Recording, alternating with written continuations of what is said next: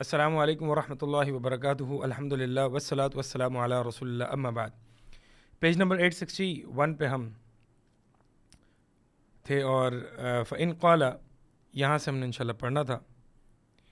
کہ بات یہ چل رہی تھی کہ اگر مشرک کہے الشرک عبادت الاسنام، کہ شرک جو ہوتا ہے، یعنی اگر آپ اس سے پوچھیں کہ بھائی بتاؤ تم یہ کہہ رہے ہو کہ تم شرک نہیں کرتے، تو بتاؤ پھر شرک کیا ہے، شرک کو ڈیفائن کرو۔ اور وہ ڈیفائن کرتا ہے اور کہتا ہے کہ شرک عبادت الاسنام، شرک جو ہے وہ بتوں کی عبادت ہے۔ وَنَحْنُ لَا نَعْبُدُ الْأَصْنَامَ، اور ہم بتوں کی عبادت تو نہیں کرتے، تو اس لیے ہم شرک تو نہیں کرتے۔ فَقُلْ لَهُ، تو اس کو جواب دیجئے، ما معنی عبادت الاسنام۔ اب دیکھیں آپ اس کو کس طریقے سے سٹیپ بائی سٹیپ لا رہے ہیں۔ بتانا یہ چاہ رہے ہیں مصنف رحمہ اللہ کہ آپ اس جو بھی اعتراض کرنے والا ہے، آپ اس کو اس سٹیپ تک لے آئیں کہ جہاں پہ وہ اپنے لا علمی کا اظہار کر دے، یا پھر دو ہی وجوہات ہو سکتی ہیں، آپ اس سے سوال کرتے کرتے آپ اس سے ایک ایسے سٹیپ پہ لے آئیں، ایسی پوزیشن پہ لے آئیں کہ وہ لا علمی کا اظہار کر دے، اور پھر آپ معلم بن جائیں، نہیں آپ ٹیچر بن جائیں اور وہ اسٹوڈنٹ بن جائے گا۔ دوسرا پاسبل آپشن یہ ہے کہ وہ جواب دیتا رہے گا، غلط جواب دیتا رہے گا اور اڑ جائے گا اپنے موقف پر۔ تو اس صورت میں آپ نے قرآن حدیث کے دلائل دے کے ایک مناظر کے انداز میں، نہ کہ معلم کے انداز میں، آپ نے اس کو جواب دینا ہے۔ تو لہٰذا آپ اس سے کہیے کہ ما معنی عبادت الاسنام، کہ بتوں کی عبادت کا معنی جو تم کہہ رہے ہو یہ شرک ہے، عبادت اسنام اس کا معنی کیا ہے؟ اتظن، کہ کیا تجھے یہ لگتا ہے کہ انہم یعتقدون ان تلک الاحجار والاخشاب والاشجار تخلق وترزق وتدبر امر من دعاها،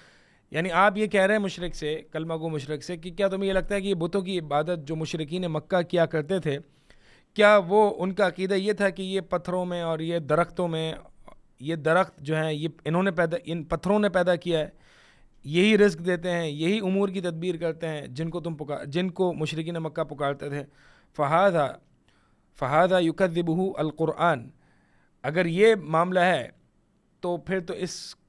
قرآن اس کو نہیں مانتا، قرآن اس کو جھٹلاتا ہے، یعنی قرآن نے اس چیز کو جھٹلایا ہے کہ قرآن اس چیز کو نہیں مانتا کہ مشرکین مکہ ان کی عبادت کرتے تھے کیونکہ وہ ان کو خالق مالک رازق مانتے تھے، یہ معاملہ نہیں تھا۔ وَإِن قَالَ، اگر وہ مشرک جواب دے کہ انہم یقصدون خشبا او حجرا او بنیت علی قبر او غیرہ، اگر وہ مشرک ہے کہ ان کی جو کفار مکہ جو بتوں کی عبادت کیا کرتے تھے، یا پتھر یا شجر وغیرہ کی یا لکڑیوں کی اس طرح کی عبادت کیا کرتے تھے، یا جو بھی بنائی ہوئی صورت اس کی عبادت کرتے تھے، یا قبر کی عبادت کرتے تھے، یدعون ذلک ویذبحون لہ، ان کو پکارتے تھے اور ان کے لیے ذبح کرتے تھے، یقولون، ان کا عقیدہ یہ تھا، انہ یقربون الی اللہ زلفیٰ، کہ یہ ہمیں اللہ کے قریب کر دیتے ہیں، ویدفع عنا اللہ ببرکتہ،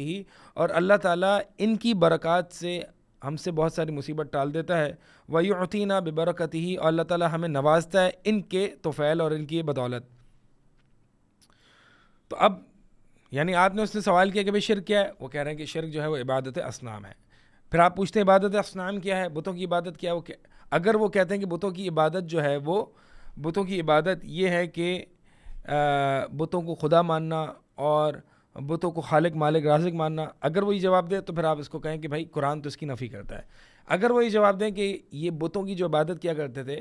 وہ عبادت جو ہے وہ اس نیت سے کرتے تھے کہ وہ ان کو اللہ کے قریب کر دیں، اور ان بتوں کو وسیلہ ٹھہراتے تھے، ان بتوں کے ذریعے اللہ کا قرب حاصل کرنا چاہتے تھے، اور وہ یہ کہتے تھے کہ یہ بت جو ہیں وہ ذریعہ ہے، وسیلہ ہے، انہی کے طفیل اللہ تعالیٰ ہمیں نوازتا ہے اور انہی کے طفیل اللہ تعالیٰ ہماری مصیبتیں ٹالتا ہے۔ اگر وہ یہ جواب دیں تو فقل، تو پھر آپ یہ جواب دیجیے گا، صدقتا، تو نے سچ کہا کہ کفار مکہ بتوں کی پوجا اسی نیت سے کرتے تھے، اسی طرح کرتے تھے، یہی عبادت الاسنام ہے۔ وہذا، اور پھر بات یہ ہے کہ وہذا ہوا فعلکم عند الاحجار والبناء الذی علی القبور وغیرہا، یہی تو تم بھی کرتے ہو، یعنی یہی جو کہ تم نے بھی جواب دیا، یہی چیز تو تم بھی کرتے ہو،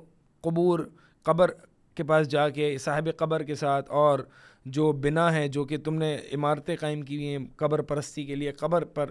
پکی قبریں بنائی ہوئی ہیں، تو تم بھی تو یہ کرتے ہو، تم بھی تو صاحب قبر کے ساتھ جو ہے وہ اسی نیت سے جاتے ہو کہ ان کے طفیل تمہیں برکات نصیب ہوں اللہ کی۔ فہذا اقرّ، تو بس مصنف رحمہ اللہ فرما رہے ہیں کہ یہ مشرک، یہ کلمہ گو مشرک، اس نے یہ اقرار کر دیا کہ ان فعلہم ھذا ہوا عبادت الاصنام، کہ ان کے جو فعل ہے، ان کا یہ جو کر رہے ہیں، یہی تو عبادت اصنام ہے جو یہ خود کر رہے ہیں، وہو المطلوب، اور یہی مطلوب تھا۔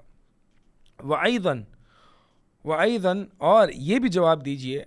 وَأَيْضًا یعنی مصنف رحمہ اللہ فرما رہے ہیں موحد کو کہ تم یہ بھی جواب دو کفار یعنی مشرک، کلمہ گو مشرک کے اعتراض میں،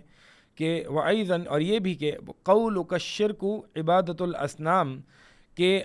آپ نے یہ جو شرک کی تعریف کی ہے کہ شرک جو ہے وہ بتوں کی عبادت ہے،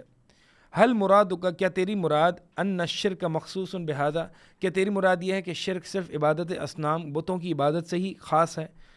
یہ شرک کا ایک بڑا وسیع مفہوم ہے جس میں عبادت اصنام ایک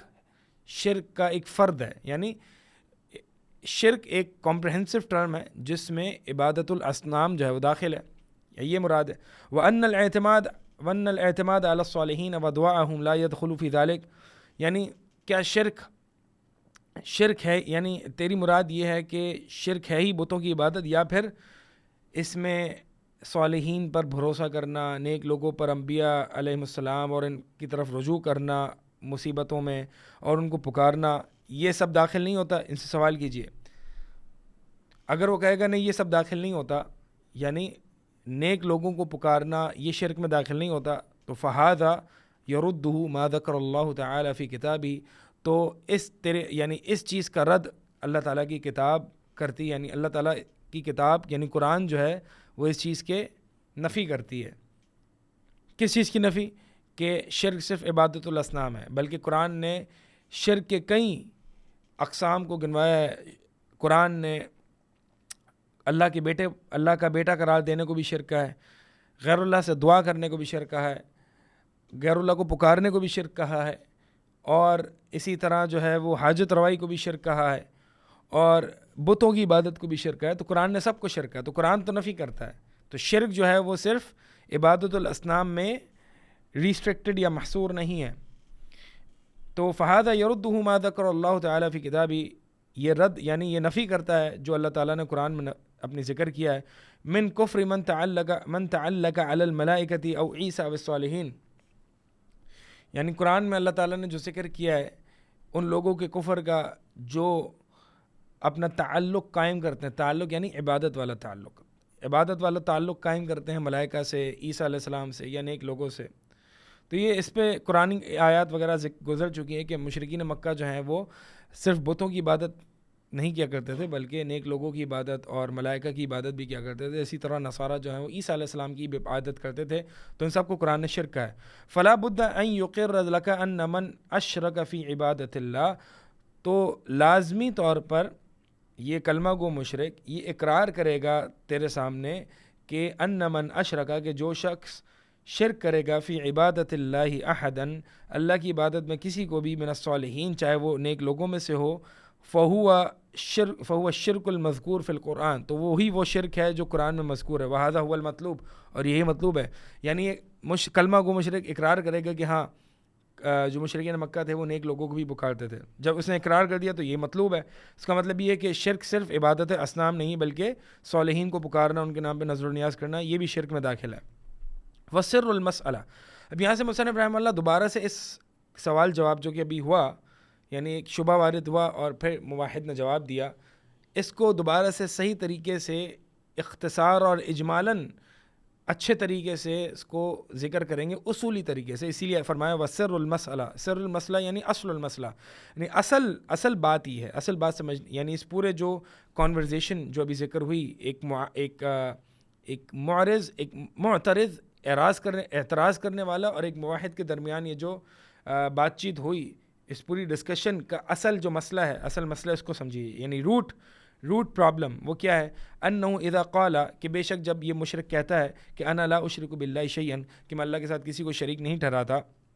فقل لہ، تو اس کو کہیے، جواب دیجئے، وما الشرک باللہ، تو اس سے پوچھئے کہ شرک باللہ کیا ہے، اللہ کے ساتھ شرک کرنا کیا ہے، فسرہ لی،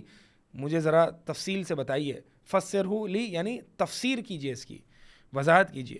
فإن قال، اگر وہ کہتا ہے کہ شرک جو ہے وہ عبادت الاصنام ہے، ہوا عبادت الاسنام فقل لہو، تو جواب دیجئے وما عبادت الاسنام، تو ان سے پوچھے کہ عبادت الاسنام کیا ہے، فسر حالی، وضاحت کیجئے میرے لیے. وَإِن قَالَ، اگر وہ یہ کہتا ہے کہ انا لا اعبد الا اللہ، کہ میں اللہ کے علاوہ کسی کی عبادت نہیں کرتا، فقل، تو آپ اس سے پوچھئے ما معنی عبادت اللہ وحدہ لا شریک لہ، عبادت کا مفہوم بتا دیجئے جس میں اللہ کے ساتھ کسی اور کو شریک کرنا جائز نہیں ہے. فسر حالی، عبادت کی تعریف بیان کر دیجئے، تفسیر کیجئے. یعنی آپ نے 3 چیزوں کا سوال کیا. شرک کا سوال، شرک بتائیے کیا ہے. اگر وہ کہتا ہے عبادت الاسنام ہے تو عبادت الاسنام بتائیے کیا ہے. اگر وہ کہتا ہے کہ اللہ کے علاوہ کسی کی عبادت جائز نہیں ہے تو پھر اس سے پوچھیں عبادت کس کو کہتے ہیں. فَإِن فَسَّرَهَا بِمَا بَيَّنْتُهُ، اور اگر اس شخص نے، اس کلمہ کو مشرک نے یعنی یہ تفسیر بیان کی، وضاحت کی اس چیز کے ساتھ جو ابھی ہم نے آپ کے سامنے بیان کی، فَهُوَ الْمَطْلُوب، تو پھر وہ تو مطلوب ہے. یعنی اس سے جواب نکلوانا یہ زیادہ اچھا ہے بنسبت اس کے کہ آپ اس کو جواب دیں. آپ اس سے کوشچننگ انداز میں پوچھتے رہیے کہ اچھا یہ بتائیے یہ کیا ہے، یہ کیا ہے، کفار مکہ کیا کرتے تھے، یہ کیا شاید اس کے منہ سے ہی جواب مل جائے گا، اور جب اس کے منہ سے جواب مل جائے گا فَهُوَ الْمَطْلُوب، تو یہی تو مطلوب ہے کہ وہی جواب دے دے. یہ زیادہ بہتر ہے کہ میں اس کو جواب دوں. وَإِن لَمْ يَعْرِفْهُ، اور اگر وہ نہیں جانتا، فَكَيْفَ يَدَّعِي، تو پھر وہ کیسے اس چیز کا دعویٰ کرتا ہے، وہ کیسے کسی چیز کا دعویٰ کرتا ہے، وَهُوَ لَا يَعْرِفُهُ، جس چیز کا وہ خود نہیں جانتا. آیا یا تو وہ جانتا ہے یا تو وہ غلط جانتا ہے، یا وہ جانتا ہی نہیں. اگر نہیں جانتا تو پھر وہ اپنی یا شرک کی نفی کیسے کر سکتا ہے اپنے آپ سے، کیونکہ وہ تو جانتا ہی نہیں. اور اگر تو وہ جانتا ہے تو یہی تو مطلوب ہے. تو اس کو بتائیے کہ بھائی جب تم جانتے ہو کہ شرک یہ ہے تو تم بھی تو یہی کر رہے ہو. اور اگر وہ جانتا ہے لیکن غلط جانتا ہے تو اس کو پھر بتلائیے کہ بھائی تم غلط جانتے ہو، اصل بات یہ ہے، قرآن حدیث کی دلیل یہ تمہارے سامنے جیسے کہ بھی آگے آ رہا ہے انشاءاللہ. وَإِن فَسَّرَهَا، اور اگر وہ بیان کرے، وضاحت کرے، بغیر معنی، یعنی غلط تفسیر کرے، غلط وضاحت کرے، بَيَّنْتَ لَهُ الْآيَاتِ، تو پھر تم نے کیا کرنا ہے، تم بیان کرو اس کے لیے، وضاحت کرو، الآیات الواضحات، ایسی واضح کلیئر کٹ آیات، فی معنی الشرک باللہ، جو اللہ کے ساتھ شرک کرنے پر واضح معنی پر اس کو بتائے کہ معنی کیا ہے. یعنی اس کو ایسی قرآن کی آیات بتلائیے کہ جس میں شرک کا معنی اور مفہوم جو ہے وہ اس کے لیے واضح ہو جائے. اور اس سے بہتر کوئی آیت نہیں ہے شرک کی ڈیفینیشن کے لیے یا معنی بیان کرنے کے لیے جو اللہ تعالیٰ نے قرآن میں فَلَا تَجْعَلُوا لِلَّهِ أَنْدَادًا، کہ اللہ تعالیٰ کے لیے جو ہے وہ ند، انداد نہ، انداد جو ہے وہ ند کی جمع ہے، کہ فَلَا تَجْعَلُوا لِلَّهِ أَنْدَادًا وَأَنْتُمْ تَعْلَمُونَ، اللہ تعالیٰ کے لیے انداد یعنی ند کی جمع. ند کہتے ہیں مثیل یا نظیر. نظیر یا مثیل یعنی اللہ جیسا کوئی نہ بناؤ، اللہ جیسا کسی اور کو نہ بناؤ. اب وہ اللہ جیسا ڈپینڈ کرتا ہے، اللہ جیسا ذات میں، اسماء و صفات میں یا عبادت میں. ان تینوں چیزوں میں، یہ تینوں حق ہیں اللہ کے ساتھ خاص ہیں. ان تینوں حقوق میں آپ نے کسی اور کو دے دیے یا اللہ جیسا آپ نے کسی اور کو بنا دیا. مثال کے طور پر اللہ سے جیسے ہم مانگتے ہیں کہ اے اللہ میری بگڑی بنا دے، اے اللہ میری مصیبتیں ٹال دے، اے اللہ مجھے رزق عطا فرما، اے اللہ مجھے اولاد دے. اگر یہی چیز میں نے کسی غیر اللہ سے کی، اے فلاں و فلاں مجھے رزق دے دے، اے فلاں و فلاں میری مصیبت ٹال دے، تو میں نے اللہ جیسا بنا دیا نا اس کو. یہ ہوتا ہے ند بنانا. یعنی جو چیز میں نے اللہ سے کرنی ہوتی ہے، میں جیسی جو چیز اللہ سے کرتا ہوں، جیسا معاملہ میں اللہ سے کرتا ہوں ویسا معاملہ میں کسی اور کے بارے میں کر دوں تو یہ ہے اللہ کا مثل، اللہ کا نظیر بنا دینا، اور یہی شرک ہے. اب اللہ کا مثل اور اللہ کی نظیر بنانا، یہ ضروری نہیں کہ آپ نے ایکول اللہ کی کسی کو بنا دیا، ضروری نہیں ہے، بلکہ آپ نے کسی بھی فیصد میں، یعنی چاہے جتنا معمولی پرسنٹیج میں آپ نے کسی اور کو اللہ کا نظیر بنا دیا. مثال کے طور پر ند کا معنی یہ نہیں ہے کہ آپ نے اللہ تعالیٰ جیسا ہی ایک اور خدا بنا دیا، اللہ تعالیٰ جیسا ہی کسی اور کو سمجھ لیا، ایکولی جیسا اللہ ہے ویسا ہی. تو ند کا مطلب یہ نہیں، یعنی یہ ند ہے یہ بھی، لیکن اگر مثال کے طور پر آپ نے 0.1% جیسا اللہ ہے، آپ نے 0.1% بھی ویسا کسی اور کو بنا دیا کسی بھی صفت میں، کسی بھی فعل میں، تو پھر آپ نے ند بنا لیا. ند بنانے کے لیے ایکوالٹی کی ضرورت نہیں ہے، ند بنانے کے لیے بس نظیر یا مثیل ہونے کی ضرورت ہے کہ آپ نے اللہ جیسا، چاہے 0.01% بھی آپ نے اللہ جیسا کسی کو بنا دیا، آپ نے شرک کر دیا. تو ند کا معنی یہ ہے. تو یہ شرک کی تعریف ہے. تو اس کو بتلائیے کہ فَلَا تَجْعَلُوا لِلَّهِ أَنْدَادًا وَأَنْتُمْ تَعْلَمُونَ، کہ اللہ تعالیٰ نے قرآن میں شرک کی تعریف بتا دی ہے کہ اللہ کے لیے کوئی ند نہ بنانا، یہ ہے شرک۔ وَأَنْتُمْ تَعْلَمُونَ، حالانکہ تم جانتے ہو کہ اللہ ہی تمہارا خالق ہے، مالک ہے، رازق ہے، تو تم یہ جانتے ہو، تو پھر اللہ کے لیے کسی اور کو ند نہ بنانا، اللہ کے لیے کوئی اور مثیل یا نظیر اللہ جیسا کوئی نہ بنانا۔ جیسے کہ نبی علیہ الصلوۃ والسلام سے ایک صحابی نے آ کے پوچھا کہ سب سے بڑا گناہ کیا؟ اللہ کے نبی علیہ الصلوۃ والسلام نے فرمایا کہ ان تجعل اللہ ندًا وہو خلقک، کہ تو اللہ کے لیے کوئی ند بنا دے، کوئی مثیل بنا دے، کوئی اللہ جیسا بنا دے، چاہے جتنا ہی کم شیئر اس کو دے دے، لیکن اللہ جیسا اس کو سمجھنے لگے، جیسی اللہ سے تو محبت کرتا ہے ویسے ہی تو اس غیر اللہ سے محبت کر، جیسا اللہ کے لیے تو ذبح کرتا ہے ویسے ہی تو غیر اللہ کے لیے ذبح کر، یہ ند بنانا ہے۔ وَهُوَ خَلَقَكَ، اس حال میں کہ اللہ تعالیٰ نے تجھے پیدا کیا ہے۔ تو اس کو بتلائیے، یعنی اگر تو وہ بتاتا ہے کہ شرک یہ ہے، عبادت الاصنام یہ ہے، لیکن وہ غلط معنی بتاتا ہے، تو پھر اس کو قرآن کی آیات سے واضح کیجیے، اور اس کو بتائیے کہ وہ عبادت الاوثان، کے اوثان یعنی وثن کی جمع ہے، کہ بتوں کی عبادت کیا ہے۔ انہ الذی یفعلون فی ھذا الزمان بعینہ، کہ اس کو یہ بھی واضح کیجیے کہ یہ جو یہ شخص کر رہا ہے اور جو مشرکین مکہ کر رہے تھے، یہ بعین ہی وہی چیز ہے، اس میں کوئی فرق نہیں ہے۔ آگے مصنف رحمہ اللہ فرماتے ہیں کہ وَأَنَّ عِبَادَةَ اللَّهِ وَحْدَهُ لَا شَرِيكَ لَهُ، کہ بے شک اللہ کی کہ عبادت اللہ وحدہ لا شریک لہ ہی التی ينکرونها، کہ اللہ کی عبادت جس میں اللہ کے ساتھ کوئی شریک نہیں ہے، یہی وہ توحید ہے کہ التی ينکرون علینا ویصیحون منہ، کہ یہی وہ چیز ہے، یہی وہ مسئلہ ہے کہ یہ ہم پر، یعنی یہ کلمہ کو مشرک ہم پر انکار کرتے ہیں اور ہمارے خلاف کھڑے ہو جاتے ہیں۔ کما صاح اخوانہم حیث قالوا، جیسے کہ ان کے بھائی، یعنی بھائی کون؟ مشرکین مکہ، جیسے کہ ان کے بھائی چیختے چلاتے رہے اور مخالف ہو گئے جب انہوں نے یہ کہا اجعل الآلہۃ الہ واحدہ، کہ نبی علیہ الصلوۃ والسلام نے ہمارے تمام معبودان باطلہ کو، ہمارے تمام معبودوں کو ایک الہ بنا دیا۔ ان ھذا لشیء عجاب، یہ تو بڑا ہی عجیب معاملہ ہے۔ تو یہ بھی ایسے ہی ہمارے مخالف ہو جاتے ہیں جب ہم ان کو یہ بتاتے ہیں، جیسے کہ نبی علیہ الصلوۃ والسلام کے مشرکین مکہ مخالف ہو گئے اور انہوں نے یہ کہہ دیا کہ تم نے تمام معبودوں کو ایک معبود بنا دیا۔